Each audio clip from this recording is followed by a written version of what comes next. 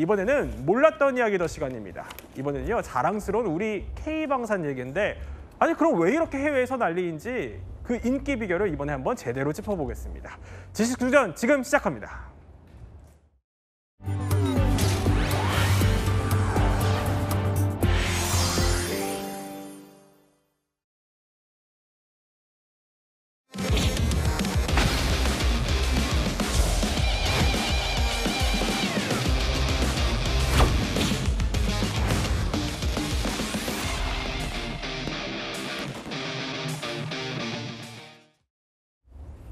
최근 우리 방산업계에요, 그야말로 아주 반가운 소식이 들려왔습니다. 뭐냐면요, K방산이 올해 2분기 사상 최대 실적과 또 수주고를 기록하면서 글로벌 방산 시장의 판을 뒤흔드는 그야말로 게임 체인저로 급부상했다, 이런 소식이 전해지는데, 그러면 이 역대급 실적, 도대체 수주액이 얼마이길래 그래요? 이렇게 말씀을 드리고 싶습니다. 지금 우리나라의 K방산은 단군 이래 최대 호황을 맞았다라고 보시면 되겠습니다. 단군이래요? 네, 그러니까 이제 보통 방위산업이라는 건 전쟁이 일어나면 호황을 맞잖아요. 네. 근데 지금 우리는 전쟁 상황은 아니죠. 근데 이 평시에 100조 원에 달하는 이런 지금 수주 잔고를 갖고 있다라는 건 네. 정말 어마어마한 겁니다. 그래서 100조 원.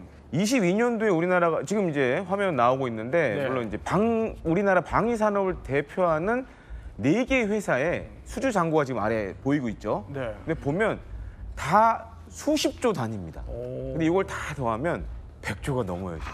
그렇군요. 그리고 또 한 가지로는 22년도부터 이제 이게 시작이 됐는데, 예. 지금 여기 4개 업체에 다니시는 분들 요즘 만나서 얘기 들어보면 보너스라든가 이런 것도 엄청 많이 올랐더라고요. 그리고 그래요? 주가도 3배 이상은 올랐습니다, 지금. 그래서 과거 22년도 전만 하더라도 네. 사실 이제 방위 산업이 우리나라 산업에서 차지하는 비중이 많지가 않았습니다. 그랬군요. 근데 지금은 방위 산업, K 방산으로 따로 부를 정도로 어마어마하게 성장을 했습니다. 이렇게 말씀하시면서도 어마어마한 애국심을 또 느끼시는 것 같은데, 네. 이렇게 우리 방산이 인기인 이유는 아까 전쟁을 잠깐 언급해 주셔서 네. 최근에 이 국제사회에 좀 어떻게 지정학적인 요인이라고 해야 될까요? 네. 이런 것도 영향을 미친 것 같아요. 그럼요. 그러니까 정말 K방산하면 입이 벌어질 정도로 정말 우리 국민들에게 좀 기쁨을 주는 그런 요인 중에 하나라고 볼 수 있는데, 전쟁 얘기를 했거든요.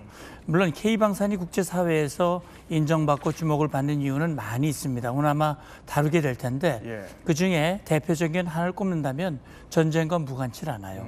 이 지정학적 위험, 리스크라고 얘기를 하는데, 아시다시피 2022년 2월 24일 러시아가 우크라이나를 침공을 했습니다.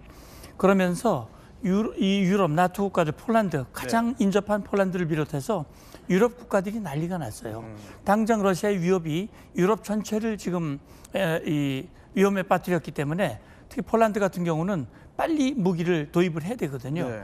그러니까 이런 지정학적 리스트가 이 무기 체계, 다시 군사력을 강화해야 할 필요를 굉장히 절실하게 느끼게 만들었고, 우리 K방산에 주목을 하게 된 것인데, 여기서 한 가지 또 요인을 본다면, 네. 지금 미국 정부 트럼프 대통령이 미국 중심주의, 마가주의 이런 식으로 해서 동맹국 알아서 해라, 우리는 중국에 집중할게. 예. 이러다 보니까 상대적으로 미국의 역할이 떨어지고 나토라든지 동맹국의 역할이 강화되는데, 나토를 향해서 그랬거든요. 국방비 5%까지 올려, GDP 대비. 네. 그러면 그 늘린 국방비를 가지고 뭐 하겠습니까? 무기를 구매해야 되거든요. 이런 전반적으로 봤을 때 수주 잔고가 그만큼 많다고 하는 것은 네. 그런 수요들이 여러 가지 그 지정학적 리스크 요인 때문에 늘어나게 됐다. 우리 K방산이 주목받는 중요한 요인 중에 하나라고 볼 수 있습니다. 그러니까 어떻게 보면은 자주 국방이 조금 필요해진 국제 정세이기 때문에 그만큼 국방에 대한 무기 수요가 늘어나고 또 이게 K방산의 호재로 이어진다, 이런 설명을 해주신 것 같아요. 네. 그러면 정문수 작가님, 네. 지금이야말로 어떻게 보면 우리에게는 좀 게임 체인저가 될 수 있는 그런 시기다, 이렇게 볼 수 있나요? 이게 김 의원 얘기대로 이제 우리가 예전에는 무기 수입국 탑 5 안에 들은 적이 되게 많았었는데, 예. 지금은 무기 수출로 전 세계 탑 10 안에 들어가는 국가가 돼버렸거든요. 그러니까 이제 러시아의 우크라이나 침공 이후에 유럽은 진짜 발등에 불이 떨어졌고, 중국의 급부상으로 인해서 이제 동남아와 이제 태평양 일대도 전운이 감돌고 있는 그런 상황이기 때문에, 그리고 또 하나 이제 트럼프 대통령의 등장 이후에 불똥을 또 맞은 나라가 캐나다거든요. 캐나다가 이제 불매 운동 많이 하고 있는데 네. 그러니까 지금까지 미국 일변도의 이제 어떤 관계에서 벗어나서 유럽과 그리고 아시아, 특히 한국과의 이제 관계를 이제 좀 개선해갖고 확장시켜야 된다는 얘기가 굉장히 많이 있어서 그런 문제들이 이제 국가들 사이에서 미국산 무기도 좋지만 미국산 무기 대신에 미국산 무기와 비슷하지만 가성비는 훨씬 좋고 간섭이 덜한 그런 이제 한국산 무기들 사야 되겠다라고 하고 2022년도에는 한 4개 정도 국가였다가 네. 지금은 뭐 인도, 또 베트남, 그다음에 사우디아라비아, 아랍에미리트, 뭐 폴란드, 루마니아 이런 식으로 이제 국가가 굉장히 많이 확대되고 있고 K 방산의 특징이 하나 있습니다. 뭐냐면 네. 한 번도 맛보지 않은 나라는 있어도 한 번만 맛본 나라는 없거든요. 한 그러니까 번만 한 번 산 나라는 딱 없다. 사면 정말 납기도 정확하고 네. 그다음에 뭐 무기도 성능 좋고 가격도 싸고 이러니까 이제 추가 구매를 굉장히 많이 한 비율이 높습니다. 네. 그렇군요. 그런데 이렇게 어떻게 보면 K방산이 글로벌 방산 시장에서 게임 체인저로 급부상할 수 있었던 건 그만큼 이 무기 자체가 성능이 뛰어나기 때문이겠죠. 특히 이 K9 자주포 또 K2 전차는 이미 세계 곳곳에서 그 성능을 입증받고 있습니다. 그래서 저희가요. 올해 2월에 현지에서 실시된 연합훈련의 미공개 영상을 확보했습니다. 지금부터 보여드리겠습니다. 자, 이 영상입니다. 이게 현지 연합훈련 UAE에서 벌어진 건데요. 보면은 K2 전차가 저렇게 사막의 거친 모래바람 속에서 그야말로 거침없이 달리고 있습니다. 이 사막 한복판에 어떻게 보면 즉석으로 방어진지도 구축을 하고요. 저런 영상들 쉽게 볼 수 없습니다. 저희가 보여드리고 있는데 자, K2 전차를 이렇게 훌륭한 모습을 봤다면 K9 영상도 저희가 또 입수를 했습니다. K9으로 넘어가 볼까요? 자, K9 자주포는요. 보면은 이겁니다. 여기도 모래바람이 불고 포를 쏘아 올리고요. 그 속에서도 그야말로 강력한 반동을 그냥 그대로 흡수하고 정자세, 신속하게 바로 다음 사격 자세를 잡는 모습까지 저희 보여드리고 있습니다. 아니, 어떻게 보면 김 대표 마치 한 편의 영화 같기도 해요. 그렇습니다. 사실 이제 군 관계자들이 그런 얘기를 많이 합니다. 사실 국내에서는 좀 훈련장이 제한되는 경우가 굉장히 많습니다. 예. 근데 뭐 지난해 올해 UAE 뭐 카타르 저희가 이제 우리나라가 우리 육군이 현지에서 연합 훈련을 2차례가 정도 이제 실시를 했는데 정말 여기서 사막에 최적화돼 있지 않은 장비들인데 네. 이상 없이 다 전부 작동을 한 거예요. 사막에서도. 예. 그래서 사실 우리 군에서 이제 뭐 K2 전차나 K9 자주포 개발할 때 사막이란 요소는 넣지 않았습니다. 네. 근데 저런 그냥 극악의 환경에서 표적을 100% 명중하고 네. 그러니까 이제 이 중동에 특히 이제 중동 국가들이 무기 시장에서 큰 손들이 많거든요. 근데 이런 국가들이 관심 있게 볼 수밖에 없는 거죠. 또 한 가지는 저는 이제 연합 훈련을 통해서 네. 또 군사 외교도 되고 또 실제 구매자들한테 보여줄 수 있는 그런 기회인데 여기서 퍼펙트한 성능을 보였다는 건 그만큼 우리 무기 체계 개발이 높은 수준에 올라와 있다라고 좀 말씀을 드리고 싶습니다. 그렇군요. 아니 그러면 이 K방산 그 성능을 인정받기까지는요 사실 수많은 혹독한 테스트를 또 넘어야 한다고 해요. 그래서 첫 번째 어느 테스트냐 이겁니다. 바로 50도에 들끓는 사막을 뛰어넘었다는 겁니다. 이거를 통과했어요. 예, 그렇죠. 지금 김대영 의원이 얘기를 했지만 유럽은 물론 특히 이제 사막 같은 경우는 독특한 환경이잖아요. 예. 들끓는 사막이라고 그러는데 예. 사막 그럼 떠오르는 게 아주 뜨거운 거란 그렇죠. 말이죠. 예. 뜨거운 환경 속에서 견뎌야 되거든요. 그다음에 또 사막 하면 생각나는 게 뭡니까? 모래먼지 아닙니까? 저 보시는 바와 같이. 저렇게 모래먼지. 모래먼지입니다. 모래먼지가 나면 그게 예를 들어 엔진이라든지 이렇게 들어가면 사실 성능이 떨어질 수 있거든요. 네.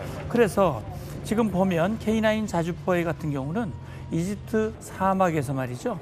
1만 킬로미터 이상을 주행을 했는데 그 장시간 동안 사격 시험을 완전히 통과를 했고요. 그래요? 이 고온 모래바람 속에서도 예. 사격은 물론이고 기동을 완수함으로써 신뢰성이 입증이 된 거예요.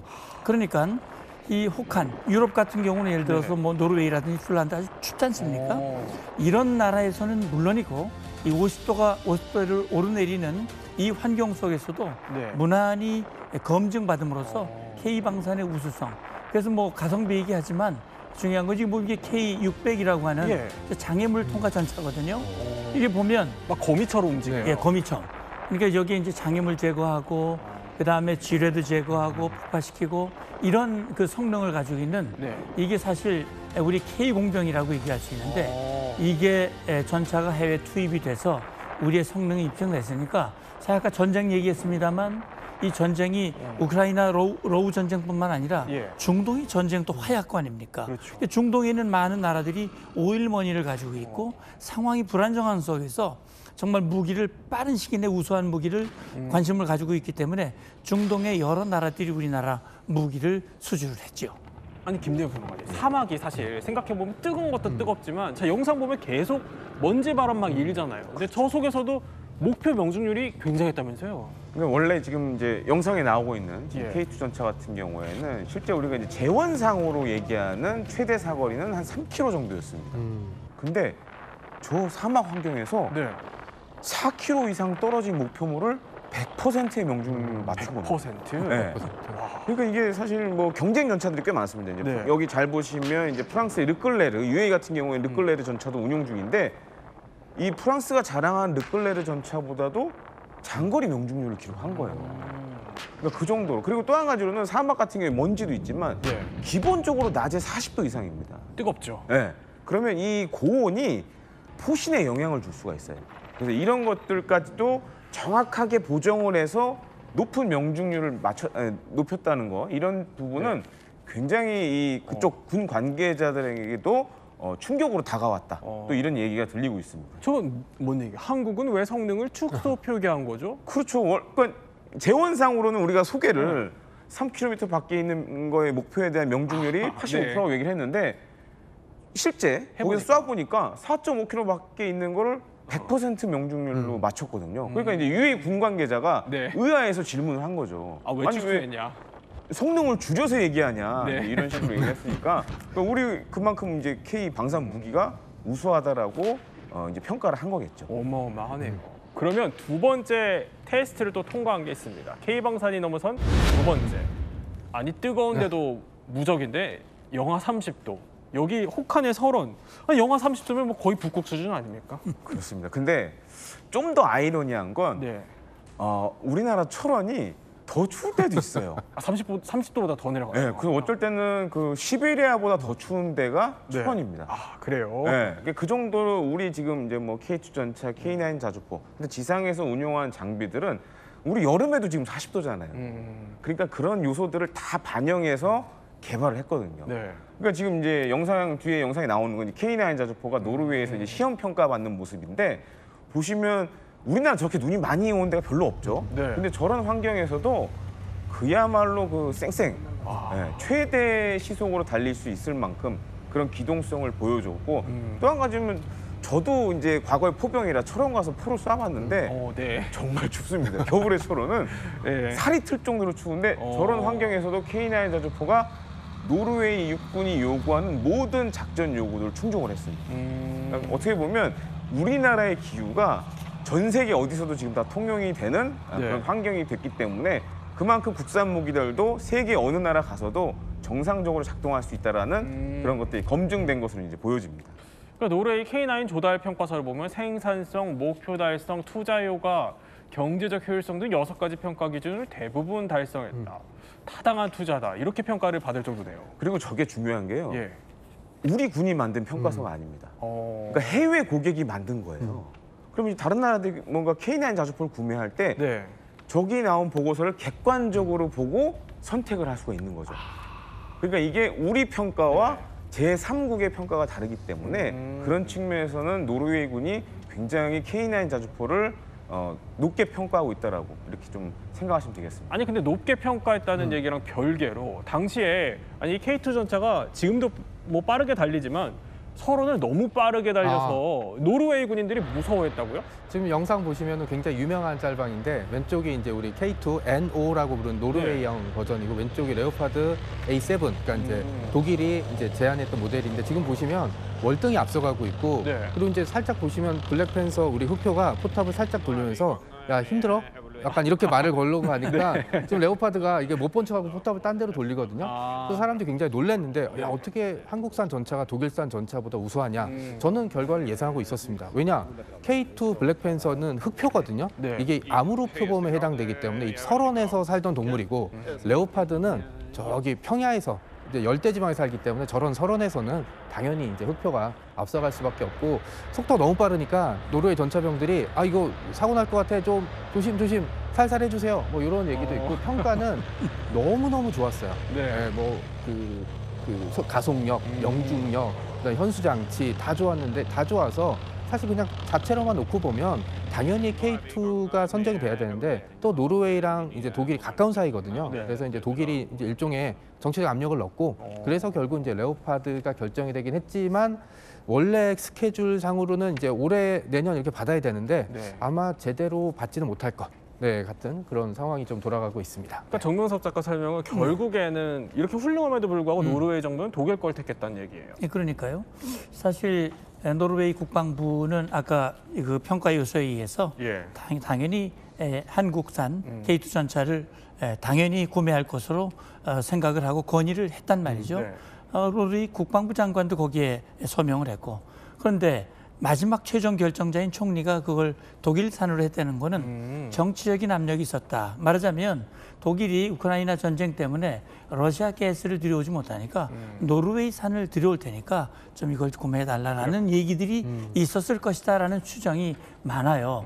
그러다 보니까 결국 이 언론에서도 지금 여기 나옵니다만 예. 뭔가 이게 좀 문제가 있는 거 아니냐 이런 얘기가 있었고요. 당시 저 언론에서도- 네티즌들도 네. 지금 네티즌의 반응이에요. 노르웨이 국민들 네티즌의 반응이 이거 뇌물이 오간 거 아니냐. 한국이 굉장히 불쾌할 것이다.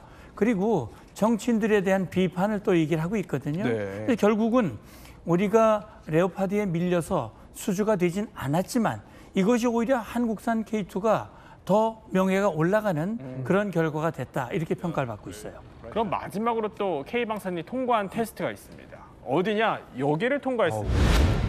1500m의 고도, 굉장히 높은 고도의 험준한 산악을 넘었다는 건데 이건 무슨 얘기죠? 예, 이게 이제 유럽에 이제 진출한 우리 K2 전차, 예. 폴란드의 현물이 직접 진출이 했지 않습니까?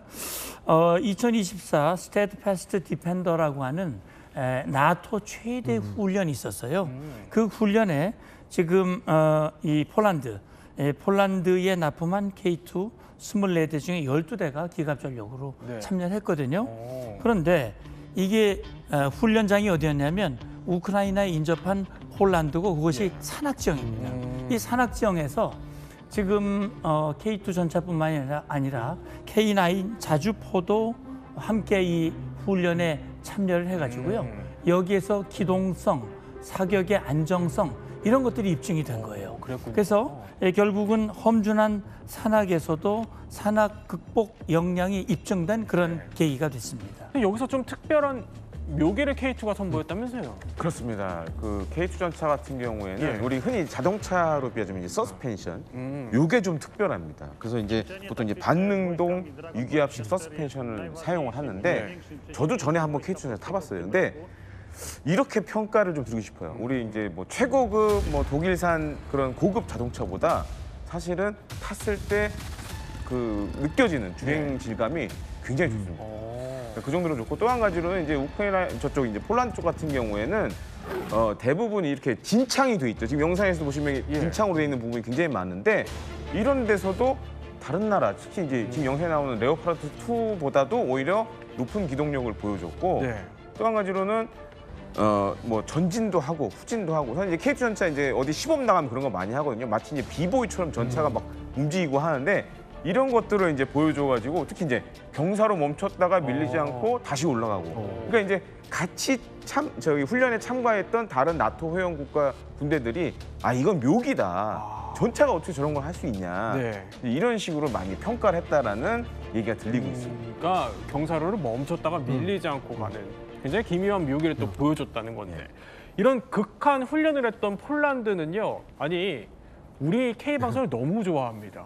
그 정도로 국내에 좀 잘 알려져 있기도 한데 그 영상을 한번 준비했습니다. 자 이게 보면은요. 폴란드의 국군의 날 퍼레이드 장면이라고 합니다. 군인들이 저렇게 행진을 하고 있는데 저 눈에 익은 무기들이 등장을 합니다.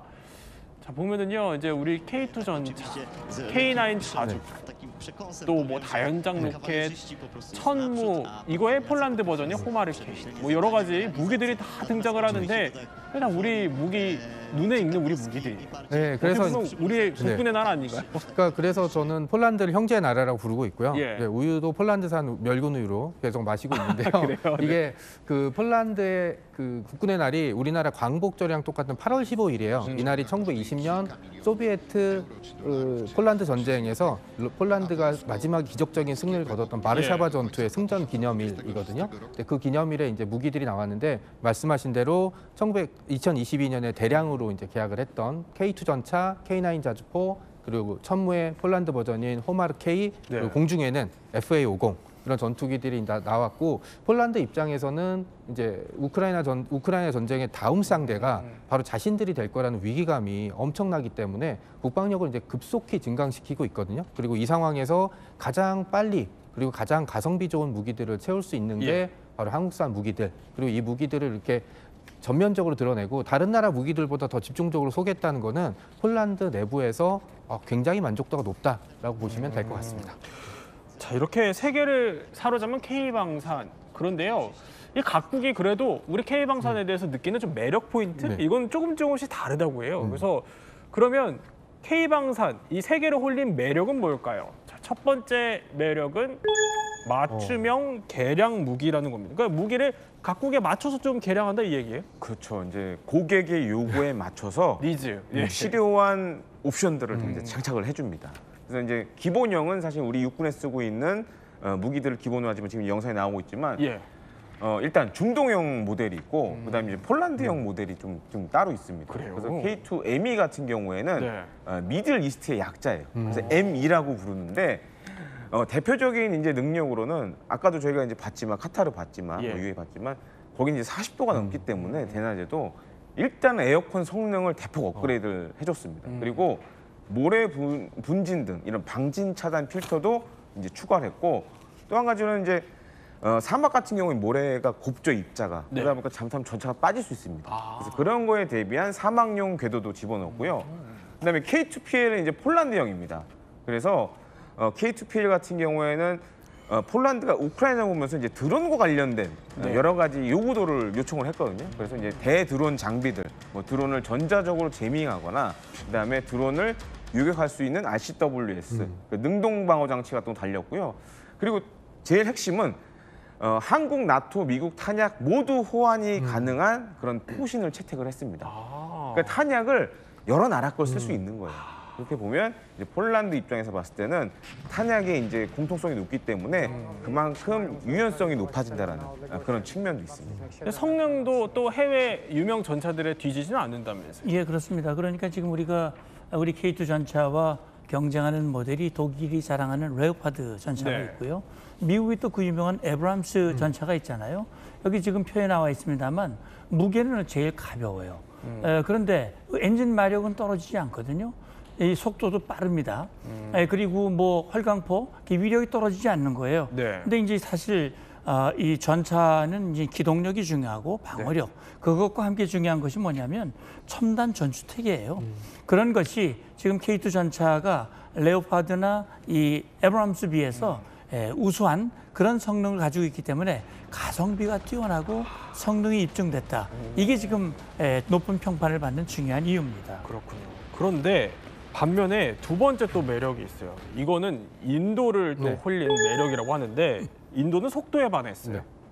두 가지 속도가 있는데요. 예. 하나는 인도가 이제 메이크 인디아라고 해서 방산 무기의 국산화에 되게 신경을 많이 쓰고 있거든요. 그래서 네. 자국 생산을 중시하는데 인도에 뭐든 들어가면 일정대로 나온 무기가 없어요. 그러니까 한 1년 안에 무기가 나온다라고 하면 3, 4년 걸리고 그래요? 4년 나오면 5년 걸리는데 네. K9 자주포는 현지 생산할 때 심지어 납기일보다 빨리 나왔어요. 오. 그래서 한번 놀랬고 그다음에 또 인도의 숙적이 파키스탄 아니겠습니까? 네. 파키스탄이랑 이제 맞붙는 지역이 히말라야 고산 지역에 있는 막 진짜 수천 미터의 고원지대인데 높은 고원지대 같은 경우는 그 폐활량이 좋은 축구 선수도 경기 뛰다가 이렇게 쓰러질 정도로 이제 산소가 부족한 곳인데 여기서도 아무 문제 없이 작동하고 그리고 발사 속도, 그러니까 파키스탄이 사용하고 있는 자주포가 네. 이제 중국제 SH-15인데 이 자주포에 비하면 발사 속도 뭐 이런 것들이 압도적으로 뛰어나서 굉장히 만족해서 아주 드물게 이제 추가로 주문을 한 그런 상황입니다. 세 번째 매력을 또 살펴봐야 돼요. 매력이 참 많습니다. 세 번째는 이번에는 호주를 끌린 매력인데 이게 정확한 납기, 이거 뭐 한국인의 정신 아니겠습니까? 그렇습니다. 그러니까 이 호주가 여러 가지 안보 상황이 불안해지자 예. 빠른 시간 내 국방력을 강화시켜야 되겠다. 그러면 원하는 시간에 맞춰줄 수 있는 나라가 어디냐? 역시 대한민국이다. 이 네. K9 자주포를 선택한 이유가 바로 정확한 납기 때문입니다. 이 호주뿐만이 아니라 그다음에 우리 무기를 많이 사간 나라가 폴란드 아닙니까? 예. 예, 폴란드는 우리가 만든 무기를 직접 도입했을 뿐만 아니라 우리 방사는 현지에 공장을 만들어서 굉장히 신속하게 납품을 하는 거예요. 그렇기 때문에 빠른 시간 내에 군사력을 증강할 수 있는, 그래서 아무리 무기가 좋아도 정확한 시기에 납품해야 되는 거니까 네. 이게 큰 장점 중에 하나입니다. 김대엽 평론가님. 예. 자, 이렇게 잘 나가는 K 방산. 그럼에도 불구하고 우리가 안심해서는 안 되는 게 중국뿐만이 아니라 일본도 요새 새로운 방산 사업으로 뜨고 있잖아요. 그렇습니다. 그러니까 사실 이제 일본은 한 가지 문제가 있어요. 예. 그러니까 방위 산업이 그동안 이제 갈라파고스화 되어 버렸어요. 그러니까 우리는 이제 뭐 어떤 무기 만들 때부터 해외 수출을 고려를 했었는데 일본 같은 경우에는 이제 자국 내에서만 쓰다 보니까 네. 그런 문제들이 있었습니다. 그래서 당장은 우리의 경쟁자는 아닙니다. 근데 지금 계속적으로 방산 수출에 많은 역량을 지금 투자하고 있기 때문에 잠재적 경쟁 대상이 될 수 있고 지금 이제 세계 국방비 지출 규모 나오지만 아마 이제 며칠 전 중국 전승용 열병 소식 보셨을 거예요. 네. 아마. 그러니까 그만큼 지금 세계 2위의 국방비를 쓴 나라는 중국입니다. 네, 그 정도로 어떻게 보면 K 방산의 또 다른 추격자가 중국이라고도 할 수 있겠습니다. 네, 지금까지 세 분과 함께 K 방산의 현재와 미래 살펴봤습니다.